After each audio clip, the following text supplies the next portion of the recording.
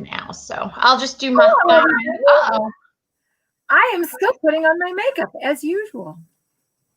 Okay. I had a broken iPhone, and do you know how hard it is just to get an appointment with those people? Oh no, I have a Droid. And so I am good, but I am on my second phone in the last month, and I don't like this one. So I got to take it in and trade it back in.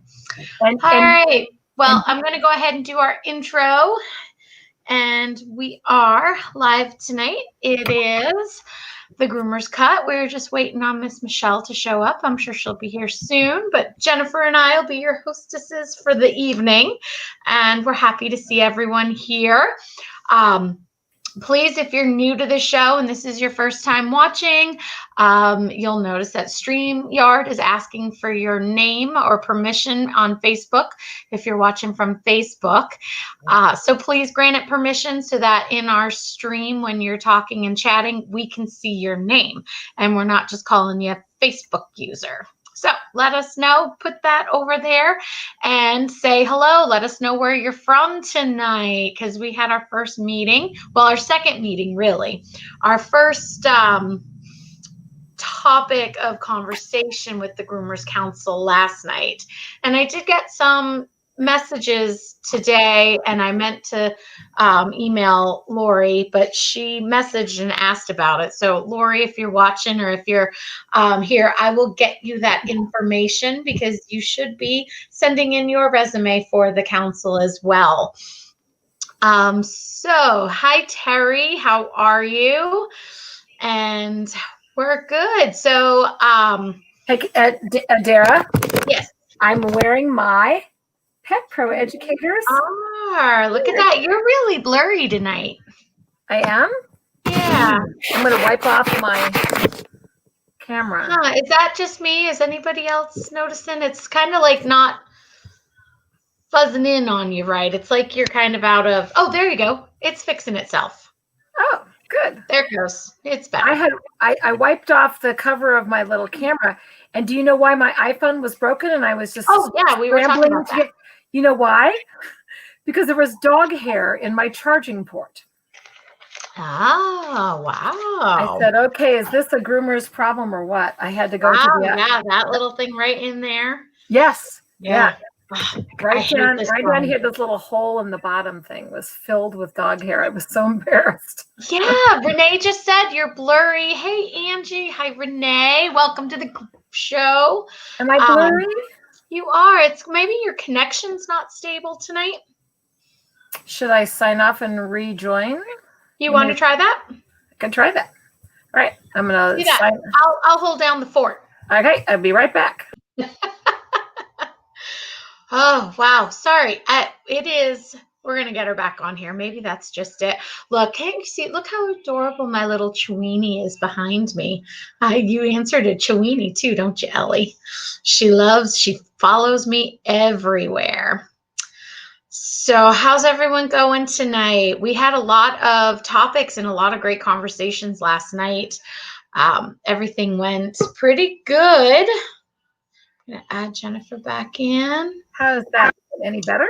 Yeah. Yeah. Better? Much better. Yeah. So while we're, do you want to lead the conversation really quick about what we talked about last night? Yeah. So I apologize for the barking Aussie in the background. Hopefully with the headphones, you can't hear it very much.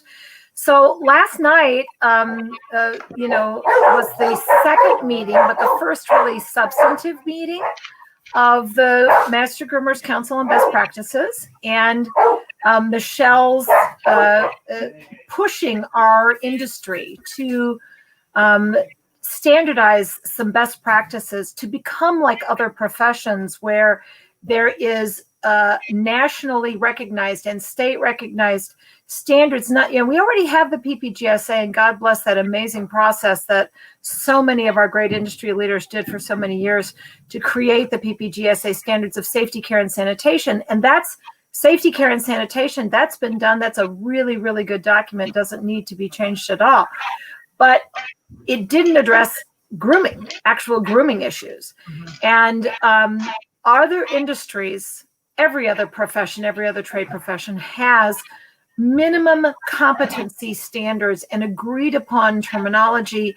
And this is really kind of what we, the Pet Pro educators, wearing my shirt, have been all about from the very beginning. The reason why Dara and Michelle came and sought me out, because they know that I'm a teacher too. And we're all educators. The three of us are all educators. And we are all really interested in trying to have an industry that has, commonly understood material and terminology and practices that are that will make us more like other professions. And we are literally alone in the universe that we don't do this. And so Michelle put this council out, master groomers being the voting members, because that's where people that have been, the jury of their peers, they have been put themselves out for extensive testing by their peers.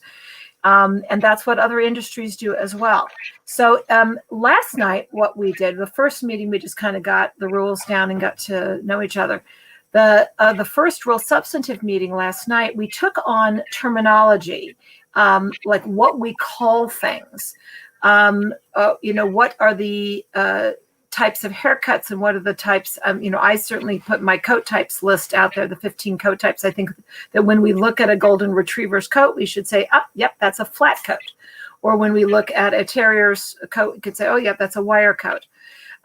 So we should have some similar terminology in that regard. But we also talked about, other professional phraseology and towards the goal of creating publications and books of standards or compiling written standards that people can share in. So it was really exciting because there was some great conversation. Yes, and I'm sorry, I am listening. I'm pulling up your Word doc from last night. Yeah, that was, and I had actually submitted a couple of pages on a Word doc, but there was a lot of other great terms that were discussed.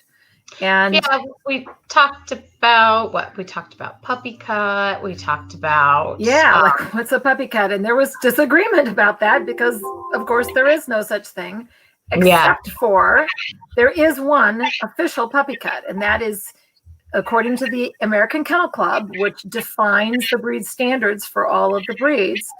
The AKC has only one reference to puppy cut, and that is the official cut required for dog shows for any poodle, toy, miniature, or standard, any poodle that's under the age of 12 months. It has to be shown with a shaved face, shaved feet, banded tail.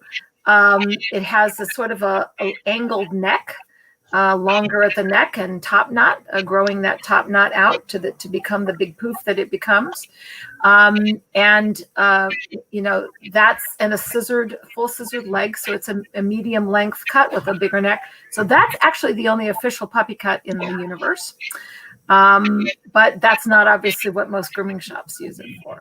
So. Yeah, and it'd be nice to have it all come together. And even if because I'm sure that what our puppy cut here in New England may differ from yours in Chicago. It's not even regional. I think it's shop by shop. I mean, every shop defines it differently. And frankly, I resisted at my shop. I don't know what you do at the school there, Dara, but at my shop, I resisted the use of the phrase puppy cut for almost a year when I opened Love for Dogs in Glencoe, where my shop is.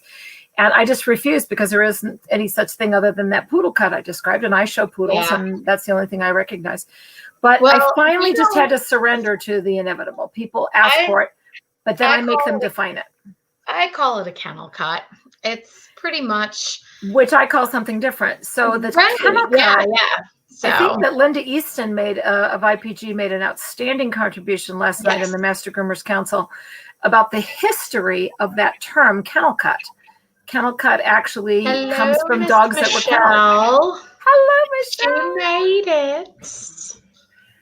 And Michelle, I'm wearing my Pet Pro Educator shirt. Yay, in your honor.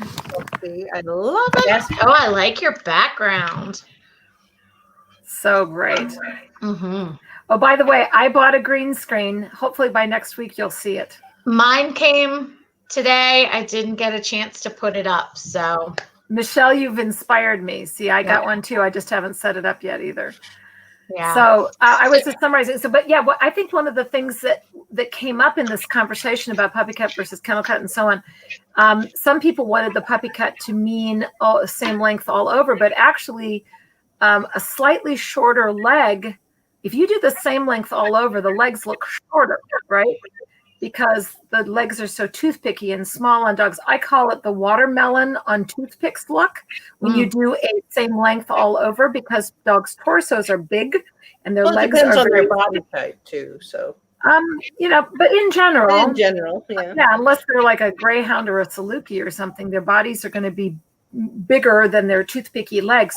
Mhm. So I always put more hair. The puppy cut I finally surrendered to defining at my shop was a longer leg than body in order to achieve more balanced look.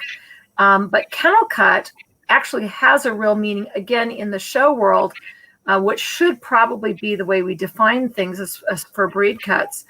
I'm not necessarily going to agree with that. I think show is show, grooming is grooming, and as the Groomers Council, technically we're gonna decide what we want for grooming. Right. Because show people rarely talk to clients that we talk to, only when they're selling their puppies, or they're in the dog show world, so they're talking to a lot of other collaborators and breeders. But for the industry, we've got not only do we have to standardize the way we talk amongst ourselves, but we then have to standardize the way we talk to clients as well. Yeah, I do too, Renee. I call that like a modified lamb. A shorter body over leg. Yeah, lamb cut. Then that's me too. But anyway, the point is that some of these words, some of these terms have historical derivations. Mm-hmm. And in terms of the kennel cut, that is for dogs that are kenneled and their legs get icky, and so they go shorter on the leg. So yeah, that's but anyway, that was just one of many terms that we discussed last night, and I was just kind of summarizing what we talked about last night. I mean, Michelle, you take it away. If we went with what I was taught, you'd all be doing 7x2s. So how about that? That means a 7 before you do the bath, and then a 7 after. That was a long time ago. Yeah, a very long time ago.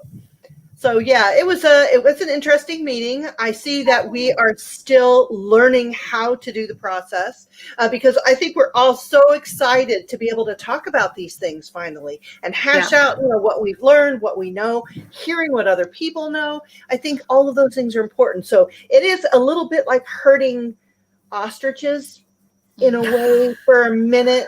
But I mean, everybody understands when you do pull everybody back onto the focus on the subject again. They understand where we're going with this. And to Michelle's credit, she was having to herd the cats, because we did want to start talking about these things. And actually, all we were trying to do was get down topics. We're actually doing a really interesting and controversial one for next week. That is going to be the shaving of double-coated dogs. So. It's actually in 3 weeks. It's actually in 3 weeks. October 25th, I believe, is where we go. Yeah. So I like what Renee said here. I put that up there. Clients are really influencing what we are saying. They are. Mm-hmm. They're trying to take control. Mm-hmm. I think that social media has changed our groomerverse in terms of terminology. We were discussing the short but not shaved problem that is, I believe, social media driven. The don't poodle my doodle, that's all being spread amongst pet owners on social media. And it doesn't really have any meaning, in terms of, what we conversations we're having with them in the lobby about haircut. It just, they'll come in and say, well, short but not shaved. But when we try to pin them down about it, it's impossible. So those are all things that are coming from pet owners talking to each other on social media. And I completely agree, Renee. Clients are definitely driving that ship. And that's why it'll be so good to have this terminology set in our industry with some best practices, standards, and science behind it. Yeah. If people would like to contribute to the just the content and the science and so on that we're going to be, when we do on October 25th, the double coat, shaving double coat, which is I'm actually doing my 15 coat types seminar, and I'm going to be ending it half hour into Groomer's Cut. So half an hour into our meeting. So I will be in for the last half of our meeting. And I'm going to send all sorts of materials and post it in the group, and hopefully people will read it too. But where can people send, Michelle, their contributions if they just want to chime in with their opinions about it? Well, if they want to chime in their opinions in, I would, if they're not a member of the council themselves, this is a good place to do it. Right here at the Pet Pro Educators, it's a really good place to plug in a question, or if you have an opinion on something, say, hey, if you're going to talk about double coats, are you going to do this or that, or where can I get more information? Well, if you go to the files in the Pet Pro Educator, you too can become a part of the council. Fill out the application. It's completely free. There are no fees. All we ask for is your time and your dedication and your professionalism. And you too can be on the council and discuss these issues. Yeah. And Jen said she wants to do the 15 coats and the meeting about shaving. Can she split herself? Well, you can, because Jennifer's going to be doing that. Yeah, I actually was wondering if we could start the Groomers Council meeting a half an hour later, but we can talk about that later. What time did we I think the majority of the people have to come together. So we are going to eventually have stragglers. Heck, there might be a meeting that I can't come to, and I have to designate somebody to do it. Yeah. So, that's the beauty of this council too. Once we get rolling and everybody knows the format and you have the set topic, we will be interchanging all the time and have somebody in the mediator position. Well, Groomer Jen, you join me in just coming in, do the last half hour on the 15 code types, and then we'll dive together quickly into the last half of the Groomer Council meeting. Mm-hmm. And be aware that even though we are discussing it openly on the floor, that's not the meeting where it's all decided. It's like, if I missed that meeting, I missed it. Now I can't have a say. It's not like that at all. We introduce a bill, if you will, a piece of our council best practices, and then it gets put into a file in the private group. And then we all continue to discuss it. And when we're ready to revisit and vote, then it will be a public affair. If you want to join the council and be in on the private group where all those things are posted, along with peer-reviewed journals, this, that, and the other, please friend me, send in your application, and I will add you to the private group. I'm going to go here on the Pet Pros. Do we have the list for the council? Where was that doc for or are you just sending it? What do you mean? No, it's in files on the top of the Pet Pro Educators. That's page. The board letter, right? Correct. Okay. Mm-hmm. All right. So I am going to drop this link in this post right here so everybody can get it. Oh, that's good. Excellent. Yes. It's going to take you right to the files, and it is the first one there. And then there's a list below it. So it was on August 12th that file and the letter was there. And that's all the information that you need. So you can you can download that and send it and email it in to Michelle. And that just went on every streaming platform. So nobody has a reason to not have it now. And share it amongst your other groups that we're not a part of. Make it spread. We want this to be available for everyone. And like I said, we don't make any money by doing this. We are simply doing this as a labor of love for the industry. So we've got a really nice group of ladies together, and hopefully we will attract more attention, because I believe this needs to be done. And I really think we need to learn something out of this, all of us, how to come together as an industry. Mm-hmm. Won't it be interesting just when we raise that next question, and we just, again, won't even be deciding it, but just laying out the parameters of the discussion. But we don't even know in the industry what a double coat, there's not entirely agreement about what a double coat is. Mm-hmm. I have a definition, and it's based on, breed standard stuff, but I can tell you that there are, I've read a lot of articles, even stuff in Groomer to Groomer magazine, where anything that has any kind of undercoat or secondary hair type presence is being called a double coat. And that's technically not what. It's a misnomer. Yeah, absolutely. Yeah. So that's the kind of problems that we're facing in the industry, because we don't have a defined difference even understood that I talk about in my 15 coat types training about what truly is a double coat as one of those shedding breeds. It's more like the natural wolf coat with the guard hairs and the insulating undercoat that sheds out several times a year. Well, the way I see it is the definition of a double coat is that it has two distinct layers in which the secondary hair is ruffled underneath the primary hair at a 45-degree angle.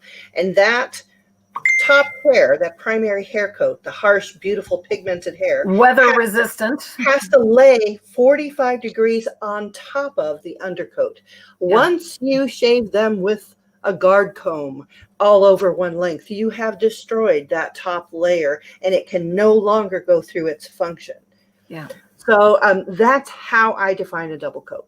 And that could be on a mixed breed. It could be on, depending on the breed within a litter, it could have some puppies like that. But so, it's the closest to a natural coat, like it is what you would see on a wolf or coyote. Develop a double coat. That is an outside dog. And then if you go further into the tertiary hair coat dogs, those will be all the primitives and all the rest of them. Like Samoyeds and Huskies. The ones that are meant for that severe weather. Yeah. So that's the kind of basis of the discussion, and that's why I think everybody will be excited to finally get this. This process could be open ended, Michelle, that you have started, and it could last for years, and we could keep.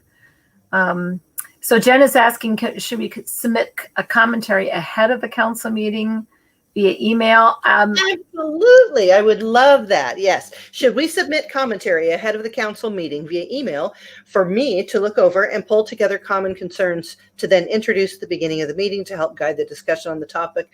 You are brilliant. That would be lovely. Yes. If you have any commentary, any articles you want to share, anything, I will make a cohesive document, which I will then submit to the private group and in the discussion. And we could also post links to studies or articles or whatever in the Facebook group, the private Facebook group for the council, right? Correct. Right. Wonderful. All right. So, Dara, how was your day with Dara on Sunday? It was Madam Icon in the industry icon, Cut Age Magazine.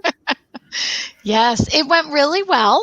It was really hard. I'm still this whole talking to a computer screen without the back and forth. So I'm hoping that more people will watch it and see. But it went really well, and it was good that it was my seminars that I'm really confident about. So, it wasn't like I was trying to put together a new one for this, and they just sort of went really well. So thank you for asking. Fantastic. For business owners, so you're saying, Dara, that business owners can still watch the recording of that? Yeah, anybody, if you can still purchase the recordings on Precision Sharp Presents, and they're good for 60 days. So, and anybody that still does, upon the completion of the 4 of them, I send out a certificate from the state, from the academy. So still time. Yeah, and it was the OSHA regulations is huge, and I see you want to answer, Angie. Yeah, Angie, what do you mean? Which animals will be covered? Dogs or cats on the double coat question? Is that what she's asking? Anything that's anything that's a double coat. That includes kitties. Absolutely. Yeah. Yeah, I'm gonna have other things. I'm curious to see. We've got quite a few people watching and viewing right now. Do you have any terms that you'd like to throw out to see if we talked about them, or If those Yeah, Michelle, have, why don't you run over the other terms besides puppy Yeah. cut and kennel cut and other okay. things? Let me get over to that page. I know that's what I was trying to look for on to see if you had posted it, but it wasn't there yet. Well, one thing that we did want to promote was there was a wonderful book called Canine Terminology, and it is, Yes, you know, Bobby it's brought that decades one. old. It's a classic. It is a classic, but I have read this and I've thumbed through it as well here recently. Excellent. And even though it is excellent, I think it is very dated. It is and dated. we are far, yeah, And we're it's not far for groomers. It's more for veterinarians. correct. Yeah. Yeah, but that is a good place to start. And any charts, Merck charts that you come across, or any anatomy charts or anything will be absolutely welcome. I know that there are also grooming term charts, which whoever's got those, upload them, please. I know there are showing charts for when you show. There are certain terminologies for that. So anybody who is privy to the show world, please upload something of that nature if you could. Only if it's related to grooming or just related to the animal, because we are looking to set terminology. And if we want to honor time-honored vocabulary words and terminology words, then I would like to do so. As long as they have meaning, I'd like to incorporate them. I don't think that's a bad idea. Right. Especially if they have some basis in history of usage within the dog world. Excuse me. Yeah, Jen asked what textbooks I use at the school. We use a lot. A library. I probably have 40 or 50 books and then some that are reading assignments and homework, and oh my goodness, I can't even, they get a stack of reading.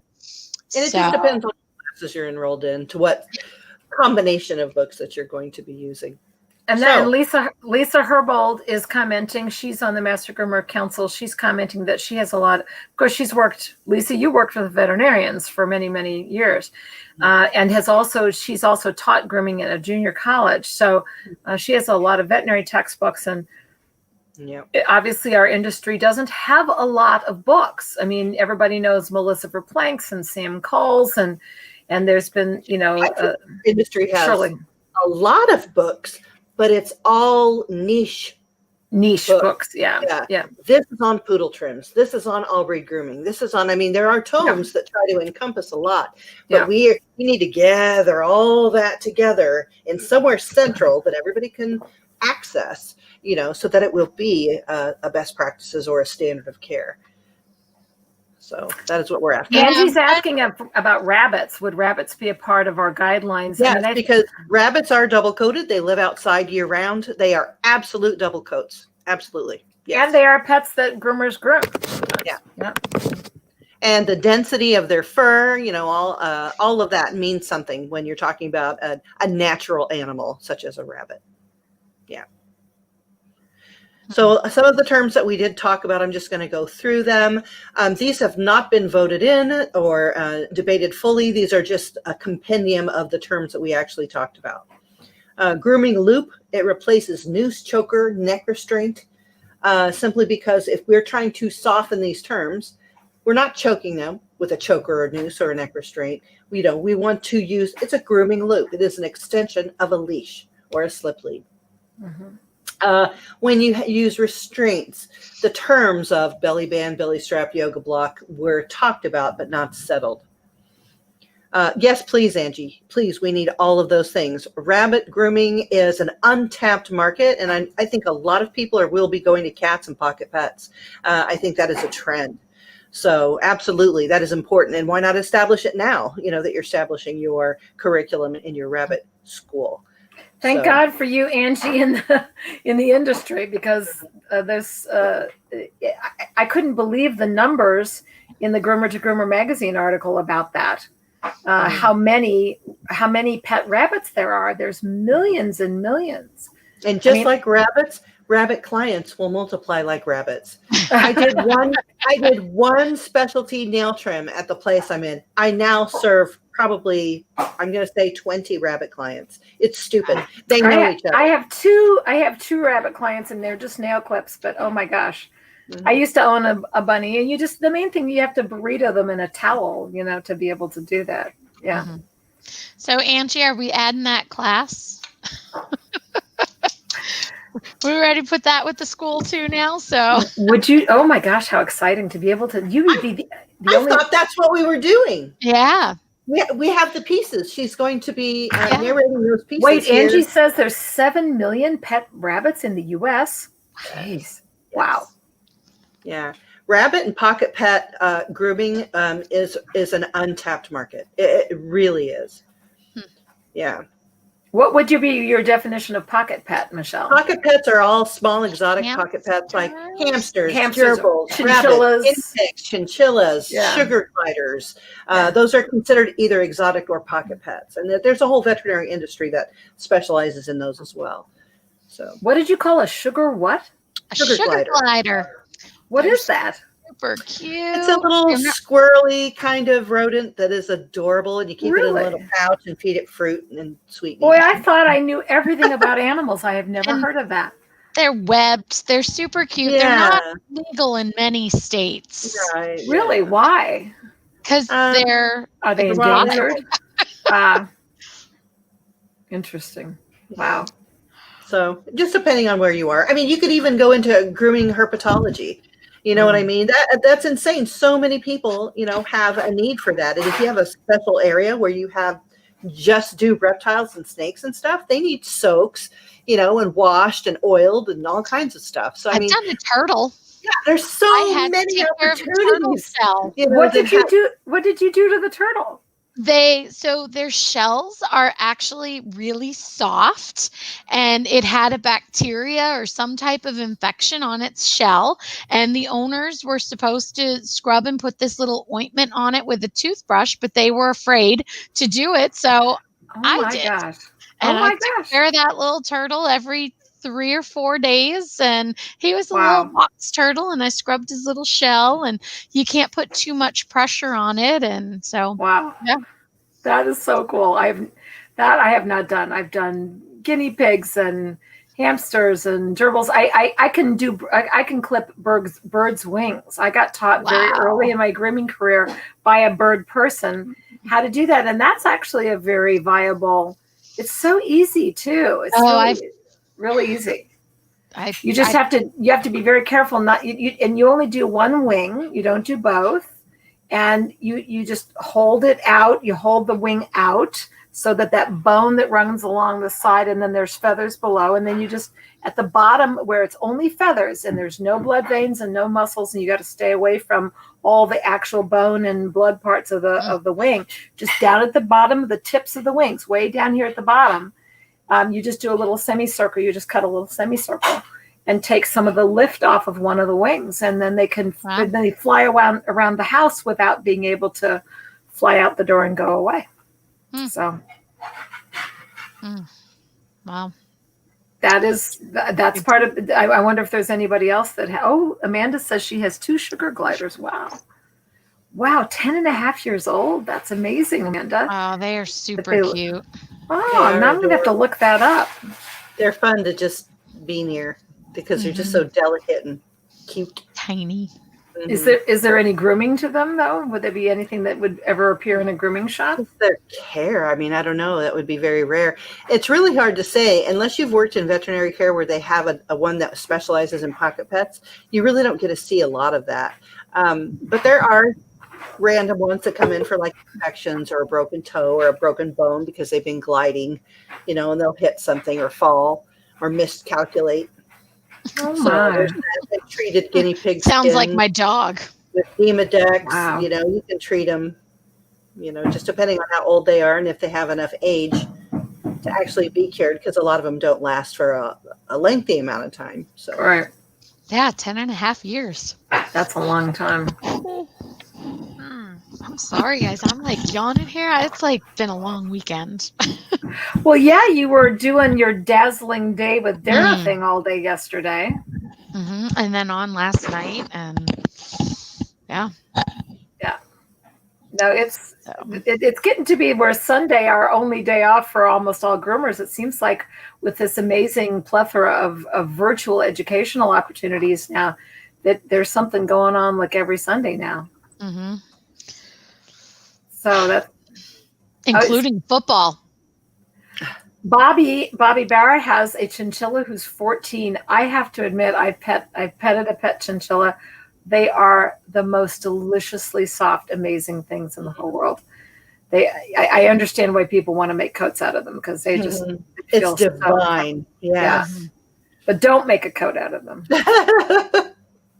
Groomers don't do that. That's amazing. Amanda's asking if there's any way to share a picture of one. In this format, probably not, Amanda, but post it to the Pet Pro Educators Facebook group. Yep. So we can see. Or we're at whatever platform you're watching from, and it'll load up. I think it'll load up. Never shared a picture in here. Well, I hope that we will focus on dogs and cats primarily, because I think that if we start doing our Master Groomers Council, if we get into every possible thing that we could ever be presented for grooming, it could get a little out of hand. So I hope we'll focus. I don't think so, and I'll tell you why. Well, some of the principles apply across species, right? It doesn't matter if it's just dogs and cats. What is being established is a double coat. Once you can add to terminology or a vocabulary of defining what is a double coat. Once you do that, then you can start to absolutely see the connection in the animal kingdom. What is a double coat and what it's not. Yeah. So, I mean, I think it's irrelevant what pets are covered, because if you have a pet, 80% of all pets are double-coated animals. No, so I didn't mean just in the double coat conversation. I mean that if we try to write best practices for grooming for every species, that could get to be really, really big. But I agree with you. Things like double coats and how you treat them have a lot of interspecies applications. Yes, absolutely. Cat Smart says thinks horses should be in a group before pocket pets. Well, horses are technically a double-coated animal as well, but they have sweat on the top of their skin. So I mean, they're a barn animal, a herd animal. It's a little bit different. They're not really a pet. Yeah. Well, they're a pet. Absolutely, they're a pet. And they do get shaved. But they are, they're cattle. They're not. They're livestock. Yeah. They're not. Yeah. So, I mean, even though they are pets and we love them and we groom them and everything, I don't think that the correct classification would be under the scope of our duties, simply because there are horse fanciers that we know all there is to know about horses and the treatment of horses and what to do with horses and to train horses, because they're an actual industry. So, I mean, they already got theirs, but we absolutely can do probably later on, Catherine, therapeutics and things like that, the treatment of, because those therapeutics really are, they're universal. If you're a land living mammal, they're pretty universal, some variation, but not that much. So that's how. Yeah. The scientific principles of the coat are what's important. Absolutely. Absolutely. It's an exciting process to be a part of, and I'm so glad that you started it, Michelle. And I hope that that the rest of the industry begins to get as excited about all the ramifications that this could mean in our industry, to be able to have agreed upon best practices where we get very specific, and a forum by which we can evaluate the science about things. Obviously, we'll be looking a lot at what veterinarians have to say, but it makes me realize that there's not a lot of people that are doing science. There's a lot of genetic work being done on coats by the U.S. government. Even the National Institutes of Health and so on are actually doing that. But it's not. There's not a lot on the grooming of it. It's just. It's more the. Just what are the genes that make up certain coat types. I think that there will be future research into the questions that groomers want to know, simply because the pet industry is a billion-dollar industry, a multi-billion-dollar industry. So if you think about that, and the more we become more cohesive as an industry altogether, I think that it will be allowable and expected to have some research being done on these questions that groomers have. You know, what does happen when you shave a coat? What happens when you shave a double coat? What happens when you, whatever, use sulfate, you know, or whatever. So there's a lot of things I think that could be really good research papers for us to the benefit of people. And really, that's what drives research. Let's face it. If we can, yes, absolutely, utilize the anatomy of a dog or the life cycle of a dog to find out medically a bunch of stuff about skin and hair and eyes and bones, then they will utilize that for the betterment of humans in medicine.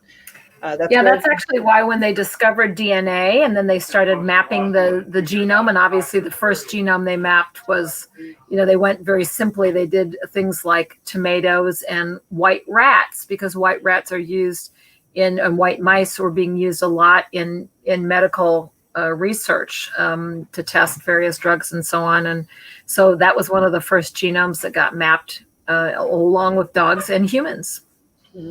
Renee, there is a lovely way to tap into the research market to get questions answered by groomers.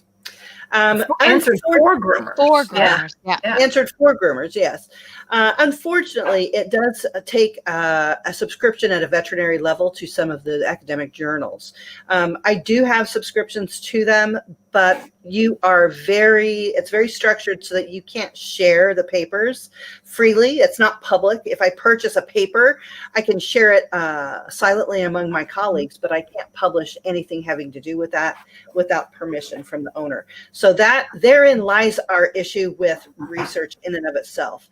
I've got the paper, yet I can only publish like the abstract, you know, and the authors and when it was published and in what journal you can find it, so that you get to go through the rabbit hole and try to find this paper out of the kabillions that I've read. So unfortunately, if you have a veterinary partner or veterinary relationship, sometimes they will allow you to delve into their personal library, which is a font of information. Just walking into a well-read doctor's office with all the reference books can be a treasure trove of information if you're looking for specific things. And would it be helpful to groomers specifically? Is there a veterinary journal subscription to something that specializes in dermatology?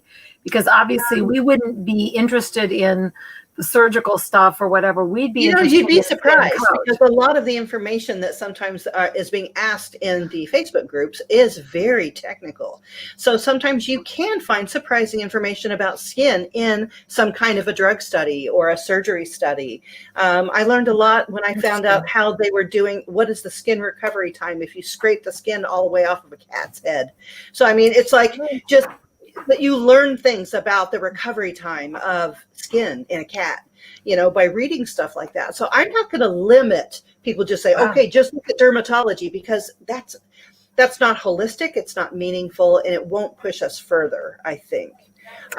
Lisa Herbold worked in veterinary dermatology, and they have journals. That's great. Mm-hmm. I'd be fascinated to find out where to subscribe to something like that. Mm-hmm. Perhaps, Lisa, you can get a list of journals that are from veterinarians and dermatologists, and just list the journals from us, and then we can decide individually whether or not we want to pay for a subscription. Sometimes you can pay for a subscription, have it for a year, get in there and do research and pull articles all you want, and just keep them on your computer, which is what I've done, because there's a lot of journals that I am no longer subscribed to. So you can do it that way. I always recommend that you start with Small Animal Dermatology, Bob Mueller and Kirk. Always. That's just, I feel like that's Groomer 101. If you want to start really learning about skin and skin conditions, that is the tome that you need. You can supplement it with the Atlas. Is that a book, or is that It is a textbook. It's a textbook. Yeah. And it's called Small Animal Dermatology. It's called Small Animal Dermatology, and it's by Mueller and Kirk. Yep. That's it right there. Yes. It's the 7th edition. There are subsequent editions. You do not need the latest one because it's like $600. Get the 7th edition. It's updated enough for our purposes. The only thing that will change in there is sometimes the science on some of the skin issues themselves. That's great. Thank you so much for sharing that. This one was a couple $100.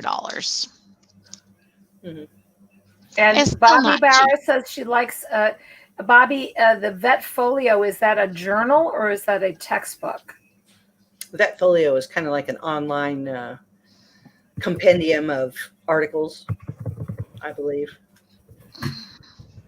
But yeah, Bobby, submit those within the private group into the files, and we'll see if we can't arrange those files in some kind of an orderly manner, because I know there's going to be a lot.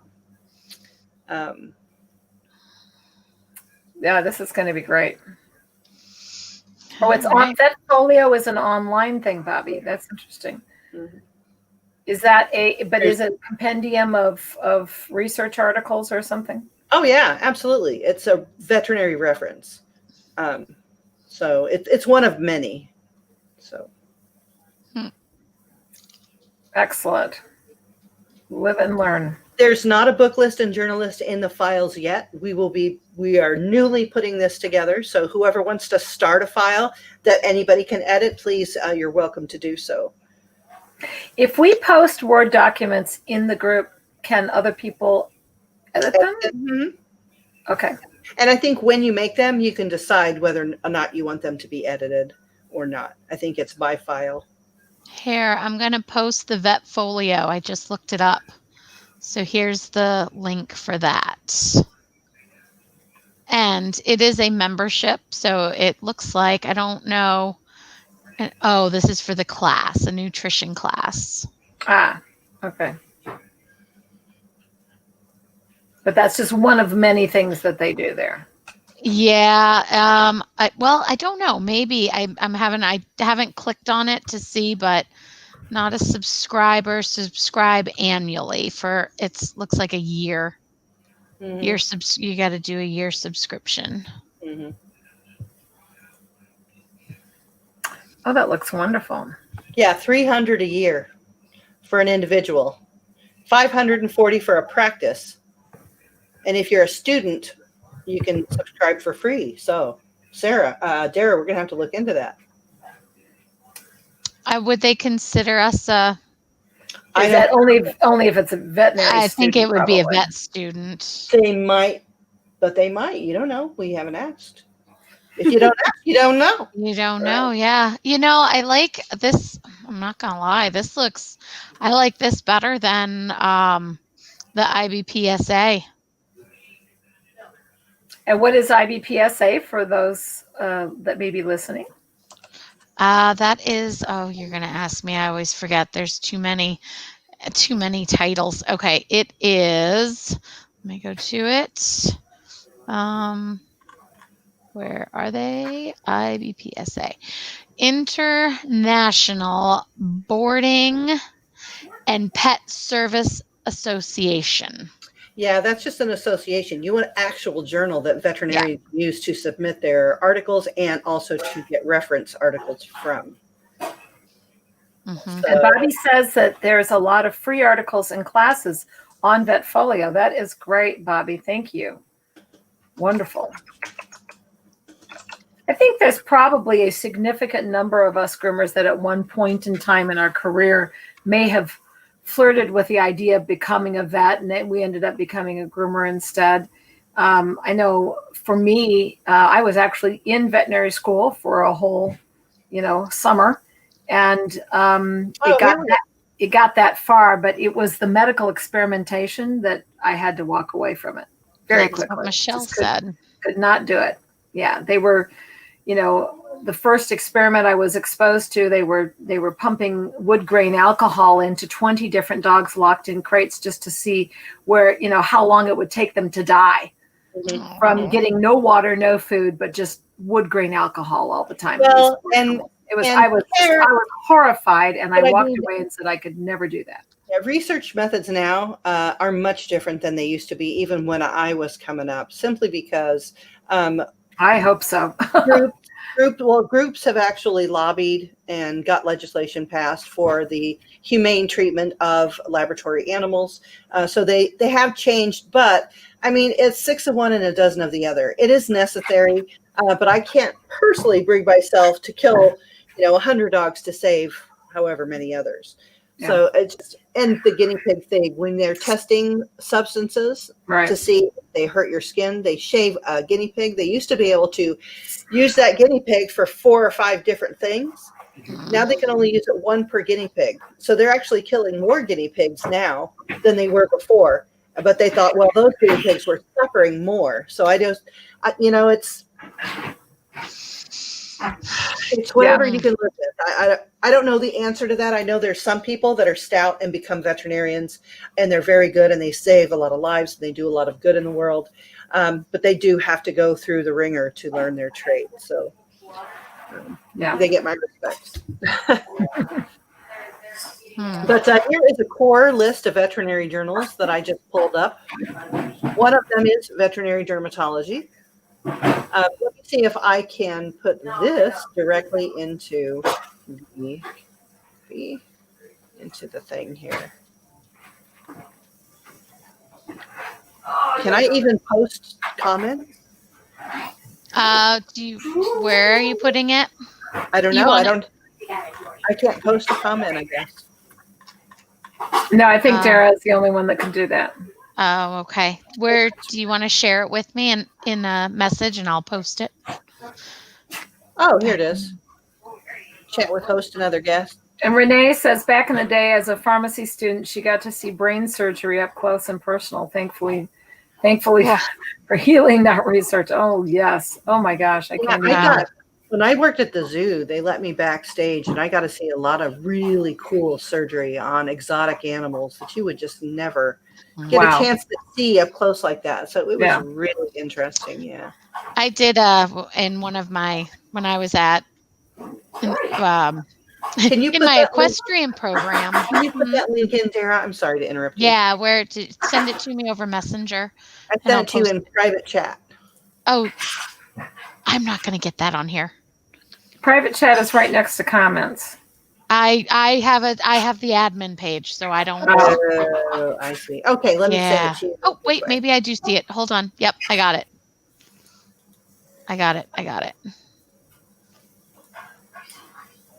StreamYard is actually a pretty neat format. I like it. Here it is. There you go. Number 3. Yeah, I did a term at a big vet clinic. It was an equine clinic in Lexington, Kentucky, across from the Kentucky Horse Park. And we had, when I was there and prepping for some of the surgeries, a mare came in that had colicked, and they were going to, when they colic, they remove some of the intestines, and they literally, I watched them scoop out the womb and this foal and put this little womb on the table, and they pulled out the mare's intestines, and they cut out the spot and sewed her up and stuck the foal right back inside, and she was up and walking in an hour. And it was the most amazing thing I've ever seen. That is amazing. And I said, I don't ever want to be that. Right. I'll stick with my racehorses and working at the sales. So. All right. Well, we had a long show tonight, ladies. I'm exhausted. So you're welcome to stay on, but I'm gonna sign off. After yesterday, you are definitely, if you sign up, that's the end of it. But we are definitely almost at an hour tonight. And everybody, thank you so much for joining us, for participating in this conversation. Yep. And Michelle, thank you so much for this process. This is just exciting. Oh, thank you. I can't do it by myself. Then I'm just one person talking. It takes a team. It takes all of us. So next week, I will actually, if you guys are okay, Melissa Conti-Diener is here. She's been here for a week. Melissa! Yeah, she's been here for a week, and she's staying for just about 2 more. Thank you. And so she'll be here next Monday. So her and I will come up with something fun. I think we Perfect. need a little bit of I like the fun ones too. We get all serious and we got to have some good We can have times. some fun stuff. So, but yeah, I'll come up with something. We'll post it and we'll see everyone next week. Throw in your terms. Give us your terms. We want to see those. Let us know what's going on. Keep your, sorry, I'm losing my mind here. Yeah, so we will be back next week, Monday at 7:30. So happy grooming, everybody, and have a great week. Thank you. Thanks for everybody's hard work.